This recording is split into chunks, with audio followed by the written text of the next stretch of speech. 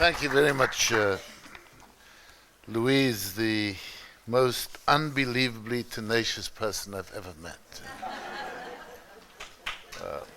And I think it's that tenacity that convenes us. And I know that this is a Western Cape platform, but I dare say that the same platform exists in other parts of the country, because Louise gets around and is determined everywhere because she believes as strongly in the cause as she does. So thanks, Louise. But I'd like to start out by thanking everybody who's here today, but also the companies, the businesses, the individuals, and the schools for the tireless efforts to develop and sustain the model of external support that the PFP, yes, I use a 4, offers. So I do want to join the campaign. And I'm saying this at the onset because it may seem like I'm not supporting the campaign. I do want to join the campaign to get more boots on the ground. And I think that we need a lot more publicity for the turnarounds that occur, like Cluttersville and the other stories. I think that we need wider discussion on the hard grind, on the engagement, and for the tales that it takes to persevere. My understanding of this is that it's not a flash in the pan kind of activity. It's hard grind, and sometimes the victories are overturned. And these are very important stories because they are the stories of transformation. So clearly I want to start by asking us all to think laterally about education. Supposing that Louise's diligence paid off, and by some magic, Partners for Possibility mobilized 30,000 volunteers. It's a small number, 30,000, 21,770 of whom are deployed into public schools, 1 per school, and the remainder involved in organization and resource mobilization roles. Would that solve the core problems of education? It's a major step up from where we are. But Warda, would that solve the problems of education? I think that we need to engage with these issues at a number of different levels without ever for a moment appearing to discourage the hard work that takes place. I think that we must at the same time recognize that our education system is as broken as it is. And part of what the country needs is a focus on the systemic change and the systemic shifts that we need to get through. But if you do get those 30,000 volunteers one fine day, you will know that in the minds of all South Africans, education is truly the #1 priority. And you will know that volunteerism in this country has reached its nadir. And you can then begin to look at a range of other possibilities, because then the notion of active citizenry begins to take on a very, very real prospect in delivering a democracy that continually produces different outcomes in the lives of people. The renowned educationist Sir Ken Robinson says that all countries are thinking about education reform for 2 reasons. The first is economic, to ensure that we equip children to participate in the 21st century economy. And the second is cultural, to ensure that we learn about our identity in an increasingly globalized world. And then he says, I suppose this is what I want to focus on, the problem is that in seeking this reform, they're trying to meet the future by doing exactly what was done in the past. We've got different language. We don't talk about teachers and students. It's about educators and learners. And we believe that there isn't learning by rote, and we sometimes convince ourselves that these changes are happening. The truth is that we're trying to do exactly the same things. And I like what Warda said about the fact that learning is exceedingly difficult for many children in broken communities. And that's what we need to focus on.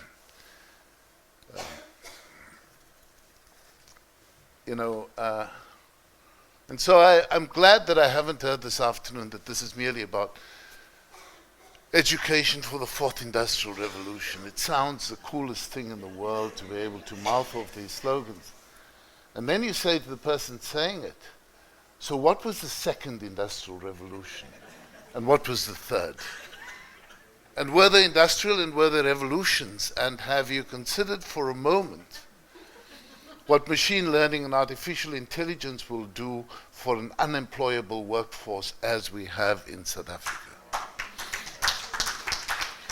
And in saying so, I'm not trying to discourage the move to artificial intelligence and machine learning. I'm saying that we need to have an all-encompassing view of what this entails and the impact of this on society. Because if we truly believe in our children, then we must embark on that journey to ensure that we can deal with this. But you can't deal with those issues unless you at the same time try and understand what is happening in the environment where our children live. I have a son who's a teacher in Lentegeur, Mitchell's Plain. For 3 years he taught there, and in that time about 150 children in his school lost a parent or an immediate relative to gang violence. You wouldn't get the same numbers in a war zone like Syria. And then you say to children, come on, understand the mathematics. What's your problem? Read for meaning. It's okay. And unless all of us take a very different view about how wide the chasm is between rich and poor in this city, we don't begin to understand the nature of the task that confronts us, or the nature of the task that confronts our educators every single day. And that's where change needs to engage in the prospect of change. And, Goodesville is not Ida's Valley, and it certainly isn't the Woord. But it's understanding that we can lose all of the detail by aggregation of problems that exist in very real ways in people's lives. Many countries are experimenting. The statistics of developing countries reflect that a number are quite successful at driving the change in education. In South Africa, we appear to be static and flat-footed, I'm afraid, with the bulk of our pedagogues still demonstrating change aversion and unfortunately assisted by the unions in holding back.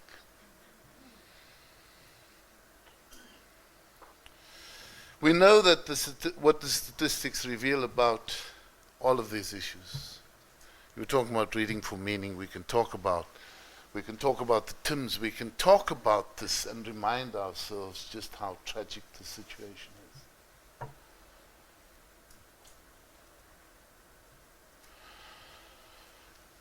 And you can drill down into TIMS and try and understand what's happening in the lives of grade 5 learners, why they can't add or subtract whole numbers, or why there's no understanding of multiplication of single-digit numbers, or that they haven't learned to solve word problems. And then you begin to understand that this has an impact not just on the exam but on life.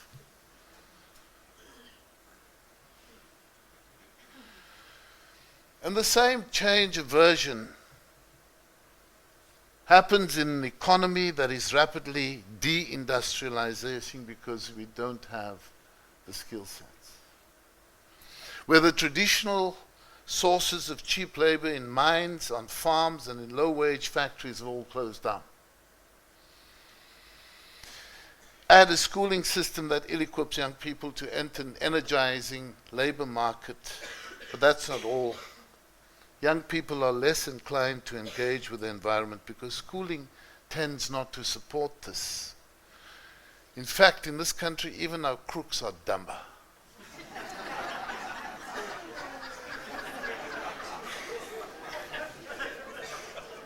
Our drivers are much worse. There's no perception of distance and brakes and acceleration, because all of those are functions of a schooling system.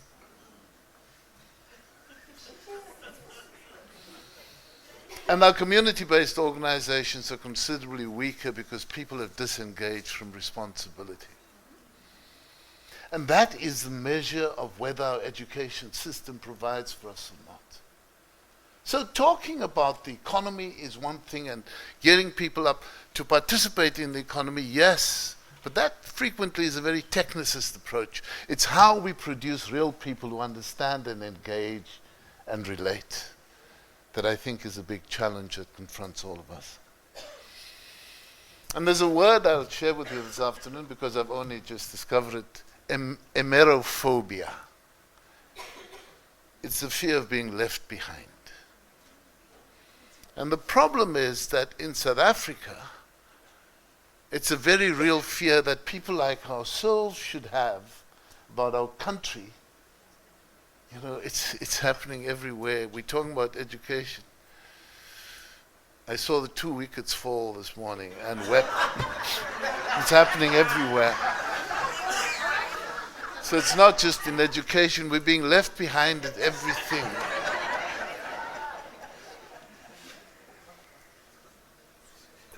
And we're being left behind in spite of the fact that that as a nation, as a democracy, we are only 25 years old. And in spite of the strength of our Constitution and the promise it makes of our future, we are allowing ourselves to be left behind because we aren't vigilant about our responsibilities.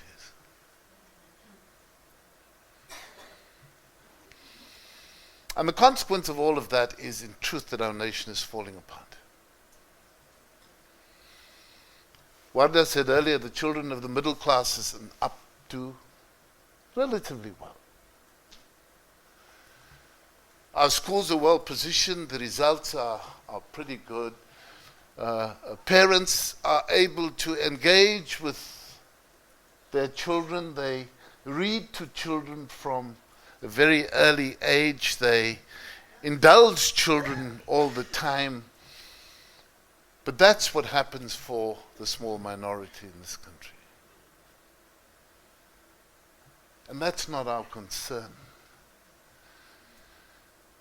Maintaining it might be, but that's not our primary concern. Our primary concern is that this excludes the majority of our children and takes them further from the objective of even a reasonable standard of living. Now, what does that entail? And when we developed the NDP, we thought that there might be a few issues that one raises as benchmarks for ourselves to define that reasonable standard of living. And the first of those is housing, water, and sanitation. And the second, safe, reliable, affordable public transport as a right. The third, education and skills are continuous. Fourth, where safety and security is a right for all. Fifth, where healthcare is equally available to rich and poor. Sixth, where social protection is always considered for the vulnerable. Seventh, where recreation and leisure are never denied. Eighth, where all are entitled to a clean environment. Ninth, where nutrition and access thereto are an everyday discussion. And 10th, where employment is both a right and a responsibility.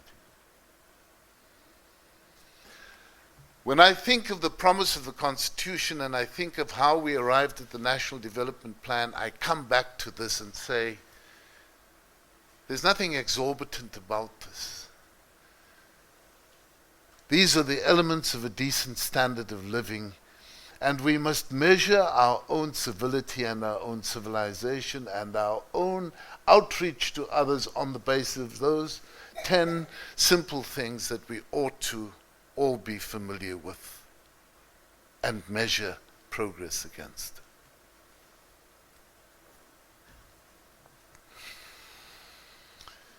But there will arise, when a nation is educated and active in rights and responsibilities, And this is the base of the active citizenry that allows all to know, to see, to judge, and to act.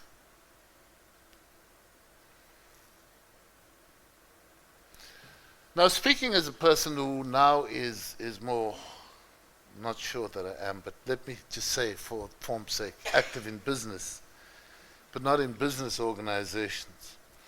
I'm convinced that such a society is also in the narrow self-interest of business. Paula, you mentioned this, the company that I chair and the one you work for would be fierce competitors in the field. You mentioned all the banks, you didn't mention us. I'm mortified, but leave that for now. But you know, if you just take a business perspective, if society is living through this cleavage and more people fall off and are less and less capable of finding employment, they're less and less likely to be active in the market going forward. And if business allows this, it is in fact, you know, in the same way as one of the most rational decisions that we took in this country was to ensure that women should participate as equals in the economy and everything we do. You couldn't try and develop a country or the economy of that country on 47% of its citizens. In the same way, you can't cut off the future of our country because people are left behind by virtue of poverty and neglect in the present. And this is our challenge. This is precisely our challenge. What is right? It's not the schools in the leafy suburbs. They're okay. It's trying to understand what happens across the board in schools where the poor have no choice. So I think that as business, one of the things we have to do is to call out the crisis in education as real. Not suggesting for a moment that people who work in education every single day are not doing their utmost and beyond. But it's saying that whatever people give is not enough unless we can mobilize and marshal our resources, our emotions, and our finances differently to produce different outcomes. I want to make 5 suggestions, and the educationists in the audience are going to beat me up afterwards. It's okay, I'm just putting this on the table. So, just 5 suggestions that I think will make a fundamental change to education outcomes. They may be small, they clearly are an inadequate list of anything. But if we think about how we modernize education and give more children a chance at touching a life significantly better than that they currently find themselves in, then we must be bold about some of these things. So here goes. My first is a campaign for reading for meaning. Not just the slogans, but I'm thinking of this quite differently. I'm thinking of supporting a campaign that every child must have access and read at least 100 books by the age of 10. In the vernacular. It means not Humpty Dumpty, but producing books for children in mother tongue across the country and ensuring that they're used. It means that we therefore equip our teachers at foundation phase and preschool to ensure that they are active soldiers in this campaign for reading. It means that we must evaluate whether this is making a difference, so that we must begin to take a stand to ensure that systemic testing happens and that we make time to evaluate the performance of those who do this every single day. Now, Wada said she's got a heart, and education has brought a heart, but she sounded like a minister of finance whose first response is, I don't have money. But come on, let's do the numbers. What will it take to ensure that every classroom in foundation phase across the country has books that children will learn to read for pleasure, that will be cared for, understood, returned? What will it take? And if education departments can't do it, why is business sitting back? It does mean that we must aggregate our resources. And we must get there, because if you can't by the age of 10 read for meaning, you're not going to do it by the age of 20. I'm saying there's a crisis, we've got to understand the crisis, and we've got to act to avert that crisis deepening.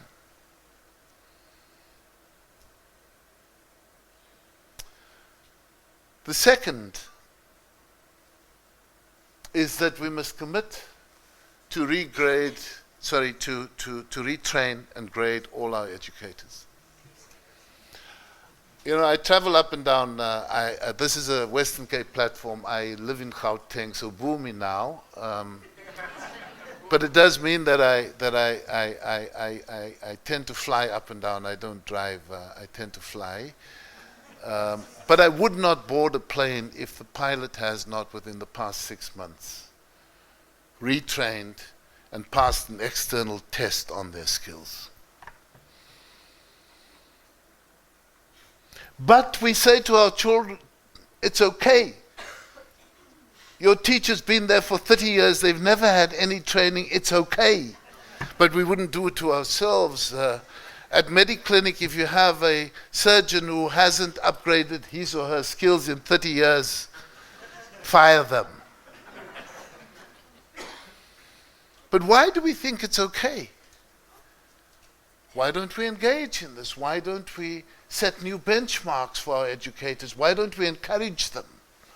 Why don't we learn what the weaknesses are and then reinforce the strengthening processes rather than ostracize people who can't teach? And we hold up these numbers. We roll out the numbers of grade 6 maths teachers who can't pass a grade 6 maths exam themselves and say, see how bad things are.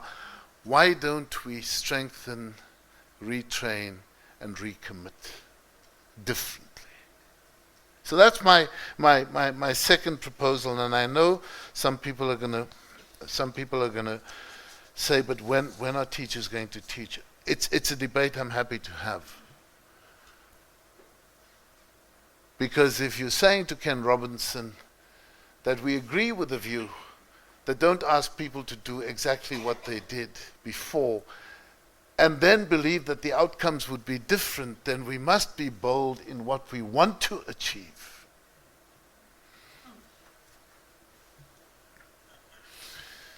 And we must be able to measure change. I was speaking to a grade 6 teacher also, who told me about the children she inherits from the grade 4 and 5. It's the same thing. It ends up in head office Wada. And she says that these kids are so discouraged, and what she knows of what had happened in the previous class is that right now, with exam time, the teacher says, well, this is the test I've set for you, and these are the answers. And then the results look good for the teacher. But come grade 6, those children are destroyed not for grade 6, but for life. How do we repair that? These aren't figments of my imagination. I know I've got a very fertile imagination, but these aren't figments. You will find them in the reality of what confronts children everywhere. So why do we allow it to happen?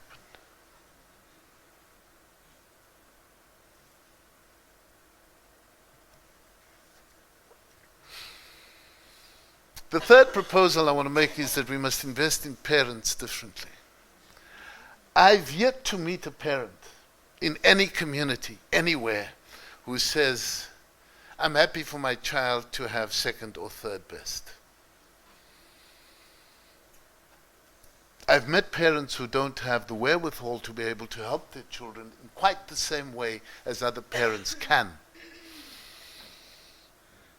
But that doesn't mean that they accept second or third best for their children. We're not making any investment in parents.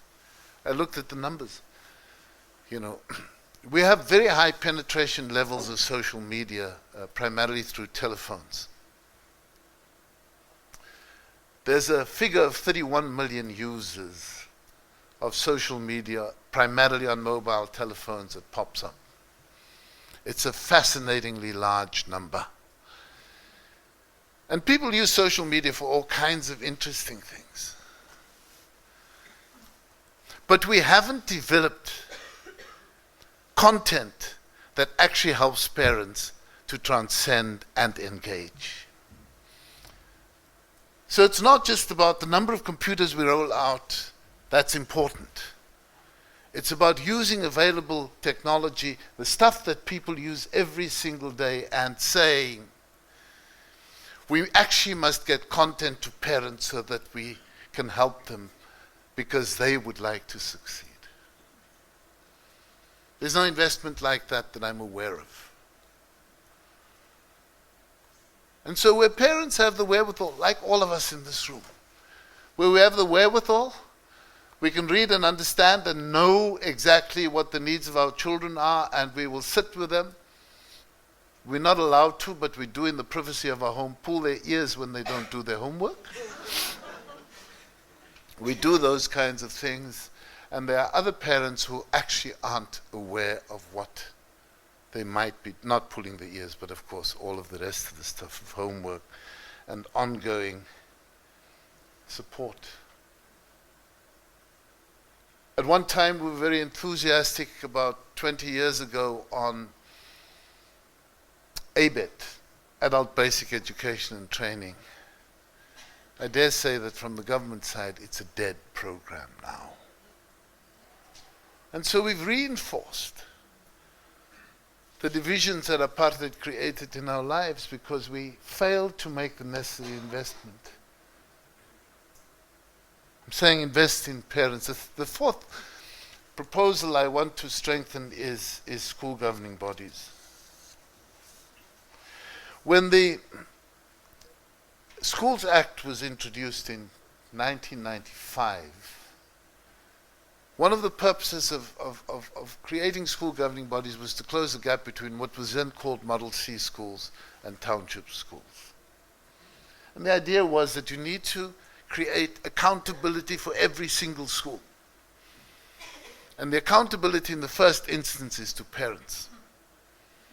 Now, one of Warda's graphs had the separation between the quintiles of schools and the no-fee schools. And I would hazard that as you had the line curve from no-fee schools to quintiles 1 and 2, 4 and 5, what? 4 and 5. You would have the same kind of curve, perhaps even steeper, between school governing bodies in no-fee schools and quintiles 4 and 5. And there's a sense that if children are poor and their parents aren't making a financial contribution to their education, that they actually shouldn't have an interest. And that is a taboo that we have to tackle, and tackle hard. Because if anything, the idea of oversight and accountability for schools needs to happen so much more, because there's an overlap between all kinds of social problems and the presence of parents who have the oversight and take their accountability very, very seriously. So that's my fourth. And my fifth is to trumpet the Partnership for Possibility mantra of training principals as managers. Now, principals aren't just good teachers. They're taken away from the chalkboard. Doesn't make them anything, doesn't produce principles in and of itself. You need an investment in the skills to manage a complex cost center that passes through a lot of money, that employs a lot of people, that's actually exceedingly difficult to run. I am in contact with a number of schools, and I'm surprised that you'd call a principal and say, I sent you an email 3 days ago. I'll ask my secretary to open it. So not everybody's quite grasped the idea that this is not the postman that delivers. There are other processes. But at the same time, budgets at schools are very complex. And managing educators where in poor communities absentee rates are very high, all of that is complex, and only competent managers can actually deal with those things. So, my plea is the Partnership for Possibility plea that it has to change. Now, I'm very aware of the fact that I've gone quite off-piste with the issues I've raised here. I should also point out that I do support the slogan, without any queries, teachers in class on time teaching, no neglect of duty, no abuse of learners. Nothing about it needs to change, except that we must build into that program the recruitment of more teachers. Sorry, Warda, you're going to have to recruit more teachers, which means they have to be trained, and then we have to train existing teachers to be better at what they do. I don't think that we can negotiate our way out of that or wait for teachers to actually leave the system as a consequence of old age, because teachers don't get old. Now, I'm well aware, and here I'll tread on thin ice, that some MECs are opposed to the idea of principals leaving school to go and train, and they'd probably shoot me if I said that you must also train teachers. It's not everybody, but some MECs are like that. We've got to take this thing on, because we've got to change what happens in education so that we can get different outcomes going forward. We've got to be bold and brave about it, and we've got to manage where people spend their time and drive a hard bargain. So I conclude by just the reminder that we face this major crisis in education. And business must agree on the nature of the crisis, and I don't equivocate in the fact that departments of education must run education, but business must realize that we have this crisis that weakens all of us together, and that in recognizing that crisis, we have to convene to have a program of action. You see, in the late 1980s, business in South Africa realized that apartheid was actually bad for them. There was war all over. There were stayaways too frequently. They couldn't export to the world, and the lives of their workers were imperiled.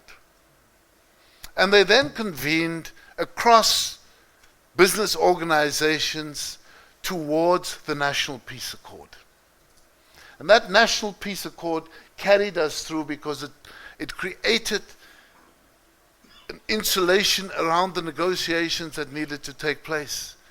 But it was the voice of business that recognized that if we want a future, then we need peace. And if we need peace, then we have to pay for that peace. And right now I'm saying, as business, we must recognize that we need education. We need a big campaign. We need to deal with the crisis. It can't be deferred, and it has to be paid for. And if we want to deal with that crisis, then we must convene, and we must transcend political parties and all narrow interests. And we owe it to those who have sacrificed before to make an investment in the future of our children. Thank you very much.